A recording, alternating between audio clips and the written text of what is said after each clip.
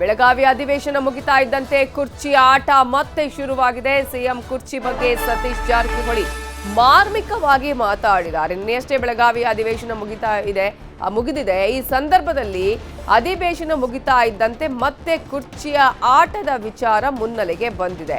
ಈಗ ಸತೀಶ್ ಜಾರಕಿಹೊಳಿ ಅವರು ಸಿಎಂ ಕುರ್ಚಿ ವಿಚಾರಕ್ಕೆ ಸಂಬಂಧಪಟ್ಟ ಹಾಗೆ ಮಾರ್ಮಿಕವಾಗಿ ಮಾತಾಡಿದ್ದಾರೆ. ಅವರಿಬ್ಬರು ಕ್ಯಾಪ್ಟನ್ ಟಾಸ್ ಮಾಡಿದ್ದಾರೆ. ಅದು ದೆಹಲಿ ಫಿರೋಜ್ ಶಾ ಕೋಟ್ಲಾ ಮೈದಾನದಲ್ಲಿ ಆಗಿದೆ ಅಂತ ಹೇಳಿದ್ದಾರೆ.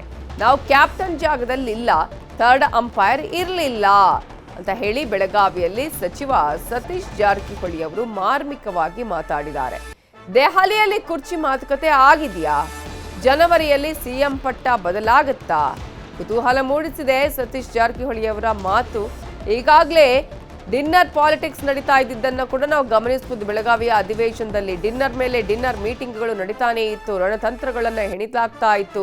ಸಾಕಷ್ಟು ತಂತ್ರಗಾರಿಕೆಯನ್ನಲ್ಲಿ ಮಾಡಲಾಗಿತ್ತು. ಇವೆಲ್ಲದರ ಮಧ್ಯೆ ಆ ಒಂದು ಹೈಕಮಾಂಡ್ ನನ್ನ ಪರ, ನನ್ನ ಪಾರ್ಟಿ ಅಂತ ಸಿದ್ದರಾಮಯ್ಯ ಅವರ ಹೇಳಿದ್ದು, ಒಪ್ಪಂದದ ವಿಚಾರ ಕೂಡ ಹೇಳಿದ್ದು, ಇವೆಲ್ಲದರ ಮಧ್ಯೆ ಇದೀಗ ಸಚಿವ ಸತೀಶ್ ಜಾರಕಿಹೊಳಿ ಅವರು ಸಿಎಂ ಪಟ್ಟದ ವಿಚಾರಕ್ಕೆ ಸಂಬಂಧಪಟ್ಟ ಹಾಗೆ ಮಾರ್ಮಿಕವಾಗಿ ಮಾತನಾಡಿರೋದು ಸಾಕಷ್ಟು ಪ್ರಶ್ನೆಗಳನ್ನು ಮೂಡಿಸಿದೆ.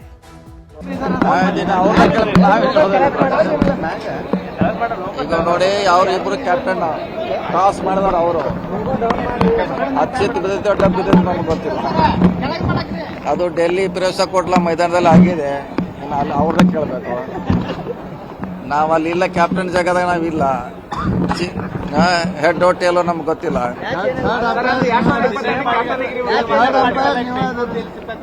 ಅವಾಗ ಥರ್ಡ್ ಅಂಪೈರ್ ಇರಕಿಲ್ರಿ. ಇಬ್ರೇ ಅವರು ಟಾಸ್ ಆರಿಸಿದವರು. ಹೆಡ್ ಟೇಲೋ ನಮ್ಗೆ ಗೊತ್ತಿಲ್ಲ. ನೀವು ಕೇಳಿ ನೋಡಿ ಅವ್ರನ್ನೇ. ಓಕೆ. ಇದೇ ವಿಚಾರಕ್ಕೆ ಸಂಬಂಧಪಟ್ಟ ಹಾಗೆ ಇನ್ನಷ್ಟು ಡೀಟೇಲ್ಸ್ ಕೊಡೋದಕ್ಕೆ ನಮ್ಮ ರಿಪೋರ್ಟರ್ ಚಂದ್ರಕಾಂತ್ ಸುಗಂಧಿ ಈಗ ನೇರ ಸಂಪರ್ಕದಲ್ಲಿ ಜಾಯ್ನ್ ಆಗಿದ್ದಾರೆ. ಚಂದ್ರಕಾಂತ್ ಸುಗಂಧಿ, ಅಧಿವೇಶನ ಮುಗಿದ ಬೆನ್ನಲ್ಲೇ ಮತ್ತೆ ಕುರ್ಚಿಯ ಆಟದ ಬೆಳವಣಿಗೆಗಳು ನಡೀತಾ ಇದೆ, ಮತ್ತೆ ಮುನ್ನೆಲೆಗೆ ಬಂದಿದೆ. ಈಗಾಗಲೇ ಹೈಕಮಾಂಡ್ ನನ್ನ ಪಾರ್ಟಿ ಅಂತ ಸಿದ್ದರಾಮಯ್ಯ ಹೇಳಿದ್ರು, ಒಪ್ಪಂದದ ವಿಚಾರವನ್ನ ಡಿಕೆಶಿ ಪ್ರಸ್ತಾಪ ಮಾಡಿದ್ರು. ಇವೆಲ್ಲದರ ಮಧ್ಯೆ ಸತೀಶ್ ಜಾರಕಿಹೊಳಿ ಅವರ ಈ ಮಾರ್ಮಿಕ ಮಾತು ಯಾವೆಲ್ಲ ಸಂದೇಶಗಳನ್ನ ನೀಡ್ತಾ ಇದೆ? ನವಿತಾಜ, ನಿನ್ನೆ ಬೆಳಗಾವಿ ಚಳಿಗಾಲದ ಅಧಿವೇಶನಕ್ಕೆ ತೆರೆ ಬಿದ್ದಿದ್ದು, ಇವತ್ತು ಮುಖ್ಯಮಂತ್ರಿಗಳು ಬೆಳಗಾವಿಯ ಒಂದು ಕಾರ್ಯಕ್ರಮದಲ್ಲಿ ಪಾಲ್ಗೊಂಡಿದ್ರು. ಬಳಿಕ ಡಿಕೆ ಶಿವಕುಮಾರ್ ಹೇಳಿಕೆಗೆ ಪ್ರತಿಕ್ರಿಯೆಯನ್ನ ಕೊಡಕ್ಕೆ ಮುಖ್ಯಮಂತ್ರಿ ಸಿದ್ದರಾಮಯ್ಯನವರು ನಿರಾಕರಣೆಯನ್ನ ಮಾಡಿದ್ರು. ಇಲ್ಲಿಂದ ಈಗ ಹೆಲಿಕಾಪ್ಟರ್ ಮೂಲಕ ಬೆಂಗಳೂರಿಗೆ ತೆರಳಕ್ಕೆ ಮುಖ್ಯಮಂತ್ರಿಗಳು ಸಿದ್ಧತೆಯನ್ನ ಮಾಡಿಕೊಂಡಿದ್ದಾರೆ. ಮತ್ತೊಂದು ಕಡೆ ರಾಜ್ಯ ಡಿಕೆ ಶಿವಕುಮಾರ್ ಹೇಳಿಕೆಗೆ ಸತೀಶ್ ಜಾರಕಿಹೊಳಿ ಬೆಳಗಾವಿಯಲ್ಲಿ ತೀಕ್ಷ್ಣವಾಗಿ ಪ್ರತಿಕ್ರಿಯೆಯನ್ನ ಕೊಟ್ಟಿರ್ತಕ್ಕಂಥದ್ದು. ಮಾರ್ಮಿಕವಾಗಿ ಅವರು ಮಾತಾಡಿದ್ರು. ಇದು ಫಿರೋಜ್ ಶಾ ಕೋಟಾ ಮೈದಾನ ಅಂದ್ರೆ ದೆಹಲಿಯಲ್ಲಿ ಆದಂತಹ ಒಪ್ಪಂದ ಮತ್ತು ದೆಹಲಿಯಲ್ಲಿ ಆದಂತಹ ಟಾಸ್ ಅಲ್ಲಿ ಯಾರು ಆಗಿದೆ ಅನ್ನೋದ್ರ ಬಗ್ಗೆ ನಮ್ಗೆ ಗೊತ್ತಿಲ್ಲ, ನೀವು ಇಬ್ಬರನ್ನ ಅವರನ್ನೇ ಕೇಳಿ ಅಂತ ಹೇಳಿ ಮಾರ್ಮಿಕವಾಗಿ ಬೆಳಗಾವಿಯಲ್ಲಿ ಮಾತನಾಡಿದ್ದಾರೆ. ಬೆಳಗಾವಿಯಲ್ಲಿ ನಡೆದಂತಹ ಒಂದು ಮಣ್ಣಿನ ರಕ್ಷಣೆ ಮತ್ತು ಕಬ್ಬಿನ ಗುಣಮಟ್ಟದ ಒಂದು ಕಾರ್ಯಕ್ರಮದಲ್ಲಿ ಮುಖ್ಯಮಂತ್ರಿ ಸಿದ್ದರಾಮಯ್ಯ ಅದೇ ರೀತಿ ಸಚಿವರಾದ ಸತೀಶ್ ಜಾರಕಿಹೊಳಿ, ಶಿವಾನಂದ ಪಾಟೀಲ್, ಲಕ್ಷ್ಮೀ ಹೆಬ್ಬಾಳ್ಕರ್, ಚಲುವರಾಯ ಸ್ವಾಮಿ ಸೇರಿದಂತೆ ಅನೇಕ ನಾಯಕರು ಇವತ್ತು ಪಾಲ್ಗೊಂಡಿರ್ತಕ್ಕಂಥದ್ದು. ಇನ್ನು ಕೆಲವೇ ಹೊತ್ತಿನಲ್ಲಿ ಮುಖ್ಯಮಂತ್ರಿ ಸಿದ್ದರಾಮಯ್ಯನವರು ಬೆಂಗಳೂರಿಗೆ ಬೆಳಗಾವಿಯಿಂದ ಪ್ರಯಾಣವನ್ನ ಬೆಳೆಸಲಿದ್ದಾರೆ. ನಿನ್ನೆ ಅಧಿವೇಶನದಲ್ಲಿ ಉತ್ತರ ಕರ್ನಾಟಕದ ಸಮಸ್ಯೆಗಳ ಕುರಿತು ವಿಧಾನಸಭೆ ಮತ್ತು ವಿಧಾನ ಪರಿಷತ್ನಲ್ಲಿ ಸುದೀರ್ಘವಾಗಿ ಮುಖ್ಯಮಂತ್ರಿಗಳು ಉತ್ತರವನ್ನು ಕೊಟ್ಟಿದ್ರು. ಬಳಿಕ ಇವತ್ತು ಬೆಳಗಾವಿಯಲ್ಲಿ ಉಳ್ಕೊಂಡಿದ್ದಾರೆ. ಈ ಸಂದರ್ಭದಲ್ಲಿ ಡಿಕೆ ಶಿವಕುಮಾರ್ ಆಡಿದಂತಹ ಮಾತಿಗೆ ನಿನ್ನೆಯಿಂದಲೂ ಕೂಡ ಮುಖ್ಯಮಂತ್ರಿಗಳು ಉತ್ತರವನ್ನ ಕೊಟ್ಟಿಲ್ಲ. ನಿನ್ನೆಯಿಂದಲೂ ಕೂಡ ಈ ಹೇಳಿಕೆಗಳಿಗೆ ಅವರು ಅಂತರವನ್ನ ಕಾಯ್ದುಕೊಳ್ತಾ ಇದ್ದಾರೆ. ಇದರ ಸಂದೇಶ ಏನು ಅಂತಕ್ಕಂಥದ್ದು ಕಾದು ನೋಡಬೇಕಿದೆ. ನವಿತಾಜನ್, ಚಂದ್ರಕಾಂತ್, ನಿನ್ನೆ ಕೂಡ ವಿಪಕ್ಷಗಳು ಸಾಕಷ್ಟು ಬಾರಿ ಈ ವಿಚಾರವನ್ನು ಕೆದಕುವಂತ ಪ್ರಯತ್ನ ಮಾಡಿದಂತಹ ಸಂದರ್ಭದಲ್ಲೂ ಕೂಡ ಸಿದ್ದರಾಮಯ್ಯ ಅವರ ಒಂದೇ ಮಾತಾಗಿತ್ತು. ಜೊತೆಗೆ ಹೈಕಮಾಂಡ್ ನನ್ನ ಪಾರ್ಟಿ ಅಂತ ಹೇಳಿದ್ರು. ಆದ್ರೆ ಡಿಕೆಶಿ ಮತ್ತೊಂದು ಕಡೆ ಈಗಾಗಲೇ ಪೂಜೆ ಪುನಸ್ಕಾರಗಳಲ್ಲಿ ತೊಡಗಿಸಿಕೊಂಡಿದ್ದಾರೆ, ಟೆಂಪಲ್ ರನ್ ಮಾಡ್ತಾ ಇದ್ದಾರೆ. ಹಾಗಾದ್ರೆ ಈ ಒಂದು ಮಾತುಕತೆ ಈಗ ಜನವರಿವರೆಗೆ ಮಾತ್ರ ಆಗಿರೋದಾ? ಒಪ್ಪಂದ ಜನವರಿವರೆಗೆ ಮಾತ್ರ ಆಗಿರೋದಾ? ಜನವರಿಯಲ್ಲಿ ಸಿಎಂ ಪಟ್ಟ ಬದಲಾಗುತ್ತಾ? ಅಲ್ಲಿನ ಬೆಳವಣಿಗೆಗಳು ಏನ್ ಹೇಳ್ತಾ ಇದೆ? ನವಿತಾಜನ್, ರಾಜ್ಯದಲ್ಲಿ ಈ ಒಂದು ಅಧಿಕಾರ ಬದಲಾವಣೆ ಮತ್ತು ಮುಖ್ಯಮಂತ್ರಿಗಳ ಬದಲಾವಣೆ ಬಗ್ಗೆ ನವೆಂಬರ್ನಲ್ಲಿ ಕ್ರಾಂತಿ ಆಗುತ್ತೆ ಅಂತ ಹೇಳಿ ಅನೇಕ ನಾಯಕರು ಹೇಳಿದಿರ್ತಕ್ಕಂಥದ್ದು. ನವೆಂಬರ್ನಲ್ಲಿ ಇದಕ್ಕೆ ಕೆಲ ಬೆಳವಣಿಗೆಗಳು ಕೂಡ ನಡೆದಿರ್ತಕ್ಕಂಥದ್ದು. ಬಳಿಕ ಬೆಳಗಾವಿ ಅಧಿವೇಶನ ಅಂತ ಹೇಳಿ ಹೇಳಲಾಗ್ತದೆ. ಈಗ ಮತ್ತೆ ಬಜೆಟ್ ಅಧಿವೇಶನದ ಬಳಿಕ ಅಂತೇಳಿ ಹೀಗೆ ಇದು ಒಂದೊಂದು ತಿಂಗಳು ಮುಂದೆ ಹೋಗ್ತಾ ಇದೆ. ಆದ್ರೆ ಇದಕ್ಕೆ ಸ್ಪಷ್ಟವಾಗಿ ಉತ್ತರ ಕಾಂಗ್ರೆಸ್ ಹೈಕಮಾಂಡ್ ಕೊಡಬೇಕಿದೆ. ಕಾಂಗ್ರೆಸ್ ನಿನ್ನೆ ವಿಧಾನಸಭೆಯಲ್ಲೂ ಅನೇಕ ಶಾಸಕರು ಸಿದ್ದರಾಮಯ್ಯನವರನ್ನ ಈ ವಿಚಾರವನ್ನು ಇಟ್ಕೊಂಡು ಕಾಲೆಳೆಯುವಂತಹ ಪ್ರಯತ್ನ ಮಾಡಿದ್ರು. ಪ್ರಮುಖವಾಗಿ ಮುನಿರತ್ನ ಅನೇಕ ಬಗ್ಗೆ ಮುನಿರತ್ನ ಕೂಡ ಇದ್ರ ಬಗ್ಗೆ ಮಾತಾಡಿದ್ರು. ಅದಕ್ಕೆ ಸ್ಪಷ್ಟವಾಗಿ ಉತ್ತರ ಕೊಟ್ಟಂತ ಸಿದ್ದರಾಮಯ್ಯನವರು ಹೈಕಮಾಂಡ್ ನನ್ನ ಪರವಾಗಿದೆ ಅಂತ ಹೇಳಿ ಹೇಳಿದ್ರು. ಆದರೆ ಇವತ್ತು ಡಿ ಕೆ ಶಿವಕುಮಾರ್ ಈ ರೀತಿ ಹೇಳಿರ್ತಕ್ಕಂಥದ್ದು, ಇದಕ್ಕೆ ಸದ್ಯ ಬಹಿರಂಗವಾಗಿ ಎಲ್ಲೂ ಕೂಡ ಸಿದ್ದರಾಮಯ್ಯನವರು ಉತ್ತರ ಕೊಡದೇ ಇದ್ರು ಕೂಡ ಅವರ ಆಪ್ತರು ಇದನ್ನ ಟ್ಯಾಕಲ್ ಮಾಡಕ್ಕೆ ಸಿದ್ಧತೆಯನ್ನು ಮಾಡಿಕೊಂಡಿದ್ದಾರೆ. ಇತ್ತೀಚೆಗೆ ಬೆಳಗಾವಿಯಲ್ಲಿ ನಡೆದಂತಹ ಒಂದು ಡಿನ್ನರ್ ಮೀಟಿಂಗ್ ನಲ್ಲಿ ಸಚಿವ ಸತೀಶ್ ಜಾರಕಿಹೊಳಿ ಮನೆ ನಡೆದಂತಹ ಡಿನ್ನರ್ ಮೀಟಿಂಗ್ ನಲ್ಲಿ ಸಿಎಂ ಗೃಹ ಸಚಿವರು ಸೇರಿದಂತೆ 5 ಶಾಸಕರು ಪಾಲ್ಗೊಂಡಿರ್ತಕ್ಕಂಥದ್ದು. ಇದು ಅಧಿಕಾರವನ್ನು ಉಳಿಸಿಕೊಳ್ಳೋದು ಮತ್ತು ಇದು ಹೈಕಮಾಂಡ್ ಮುಂದೆ ಸಿದ್ದರಾಮಯ್ಯನವರು ಮುಖ್ಯಮಂತ್ರಿಯಾಗಿ ಮುಂದುವರಿಬೇಕು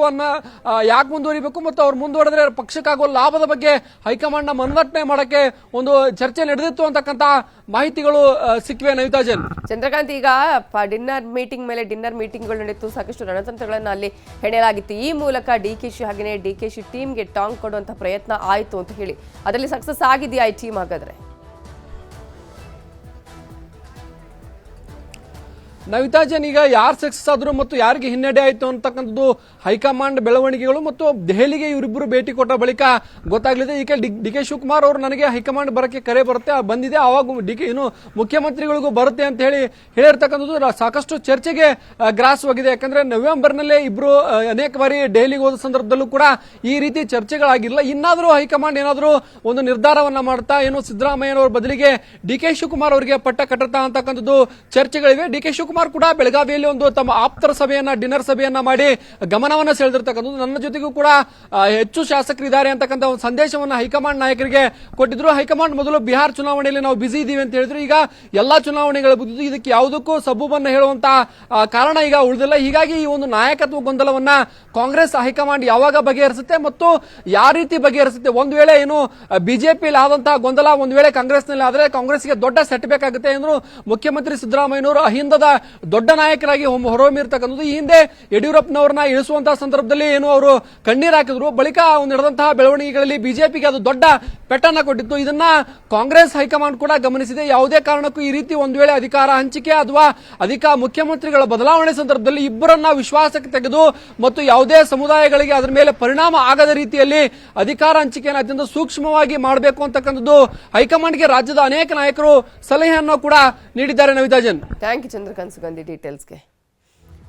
ಹೈಕಮಾಂಡ್ ಕರೆ ಬಗ್ಗೆ ಡಿಕೆ ಶಿವಕುಮಾರ್ ಹೇಳಿಕೆ ವಿಚಾರಕ್ಕೆ ಸಂಬಂಧಪಟ್ಟ ಹಾಗೆ ಡಿಕೆಶಿ ಹೆಸರು ಪ್ರಸ್ತಾಪಿಸ್ತಾ ಇದ್ದಂತೆಯೇ ಗರಂ ಆಗಿದ್ದಾರೆ ಸಿಎಂ ಸಿದ್ದರಾಮಯ್ಯ ಅವರು.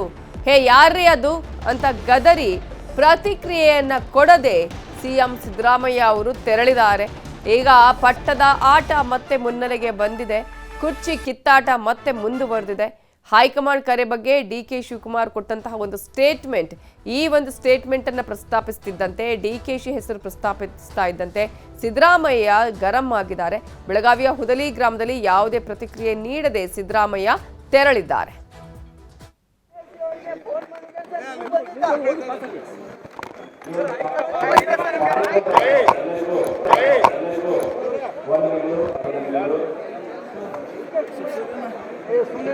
ಮಣ್ಣಿನ ಆರೋಗ್ಯ ಬಹಳ ಮುಖ್ಯ. ಮಣ್ಣಿನ ಪರೀಕ್ಷೆ ಮಾಡಬೇಕಂತ